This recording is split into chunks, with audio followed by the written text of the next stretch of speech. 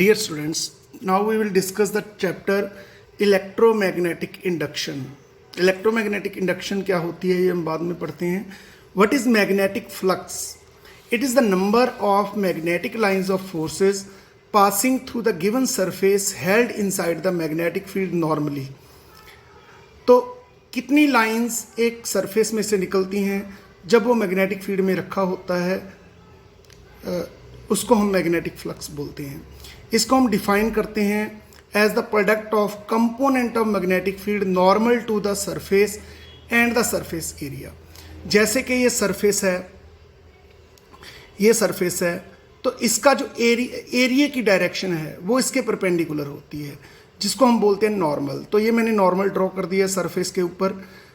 Normal के साथ जो मैग्नेटिक फील्ड का एंगल है उसको मैंने मान लिया थीटा. तो अकॉर्डिंग टू डेफिनेशन इस मैग्नेटिक फील्ड का component along the normal to the surface, that is B. इसका इधर को कंपोनेंट बनेगा बी साइन थीटा और इधर को बनेगा बी कॉस थीटा.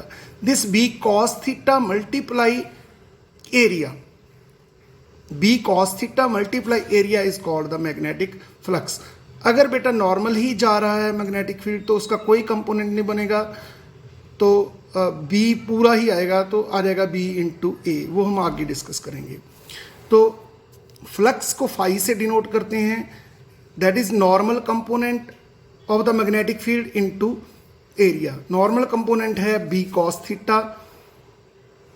जब हम नॉर्मल के साथ एंगल थीटा लेते हैं मैग्नेटिक फील्ड का, तो B cos theta into A, और हमेशा थीटा एंगल लिया जाता है नॉर्मल एरिया और मैग्नेटिक फील्ड के बीच में. एरिया की डायरेक्शन होती है उसके normal. So theta is always the angle between the direction of magnetic field and area vector. तो it is B A cos theta. इसको हम बी डॉट ए भी लिख सकते हैं. Just like the electric flux, वो होती है ई डॉट ए, ये होती है बी डॉट ए. ठीक है. कई बार जैसे ई डॉट डी एस हमने गॉस लॉ में किया था इलेक्ट्रिक फ्लक्स, उसका इंटीग्रेशन करते थे. यहाँ भी हम फ्लक्स को कई बार हम बी डॉट डी एस या बी डॉट डी ए का इंटीग्रेशन करके भी निकालेंगे जब हमें एरिया एलिमेंट दिया हो. जैसे बेटा ऐसे लाइंस जा रही हैं सरफेस के साथ तो, और नॉर्मल ऐसे है, दोनों में एंगल हो गया 90 डिग्री. अब cos 90 होता है 0, cos 90 0 होता है, और फ्लक्स होती है बी ए कॉस थीटा. तो cos 90 0, तो फ्लक्स इज 0. तो कभी भी लाइंस सरफेस के साथ उसके सरफेस के अलोंग जा रही हों तो फ्लक्स होती है 0, चाहे वो इलेक्ट्रिक फ्लक्स है चाहे वो मैग्नेटिक फ्लक्स है. अगर वो उसके परपेंडिकुलर है, सरफेस के प्लेन के परपेंडिकुलर है, तो वो नॉर्मल की डायरेक्शन में आ जाएगी या उसके अपोजिट डायरेक्शन में. अगर इधर को है तो 180 एंगल बन जाएगा, अगर इधर को है तो 0 डिग्री एंगल. या हम ये कह सकते हैं, अगर हम ये वाला एरिया कंसिडर कर रहे हैं तो इसकी डायरेक्शन तो इधर को है अलोंग द मैग्नेटिक फील्ड, तो एंगल 0 है. अगर हम इसके पीछे वाला एरिया कंसिडर कर रहे हैं तो उसके डायरेक्शन इधर को बनेगी, तो एंगल हो जाएगा 180 डिग्री. ठीक है. उससे कोई फर्क नहीं पड़ता. फ्लक्स की वो फ्लक्स नेगेटिव आ जाती है, ये पॉजिटिव, पर मैग्नीट्यूड दोनों की सेम रहती है, वैल्यू सेम रहती है. Flux is a scalar quantity क्योंकि ये डॉट प्रोडक्ट है मैग्नेटिक फील्ड एंड एरिया की. डायमेंशनल फॉर्मूला इसका ध्यान से समझ लेना.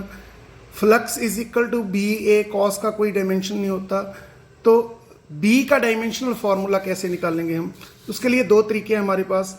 F is equal to B q we sine theta, F is equal to B I L sine theta.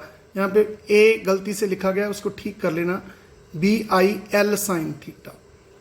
तो यहाँ से मैग्नेटिक फील्ड हम निकालेंगे. Magnetic field is equal to F over Q we sine theta. Sine theta का कोई dimension नहीं होता. तो फोर्स का होता है बेटा M L T minus 2. Charge का होता है ampere into time, current into time. So ampere into time होता है चार्ज का. यहाँ पे चार्ज नहीं है, यहाँ पे चार्ज है, तो और v का है चार्ज की वेलोसिटी. तो वेलोसिटी होती है एल टी माइनस 1, एरिया का हो गया L square. So this is the dimensional formula of magnetic flux. SI unit of magnetic flux होता है वीवर, और एक वीवर होता है 1 टेस्ला इंटू मीटर स्क्वायर. तो एक वीवर फ्लक्स अब कब कहेंगे? कब फ्लक्स एक वीवर होती है? जब एक टेस्ला मैग्नेटिक फील्ड की स्ट्रेंथ, उसकी लाइंस यूनिफॉर्म मैग्नेटिक फील्ड की 1 मीटर स्क्वायर एरिया के नॉर्मली, प्लेन के नॉर्मली उसमें से निकलती हैं, राइट, मतलब नॉर्मल की डायरेक्शन में जा रही होती हैं। तो थीटा 0 हो जाता है, cos 0 1 tesla into metre square, so then flux is called 1 weber. इसी तरह मैक्सवेल होता है CGS यूनिट, और टेस्ला की जगह पे CGS में होता है गॉस मैग्नेटिक फील्ड का यूनिट, और मीटर स्क्वायर की जगह पे सेंटीमीटर स्क्वायर।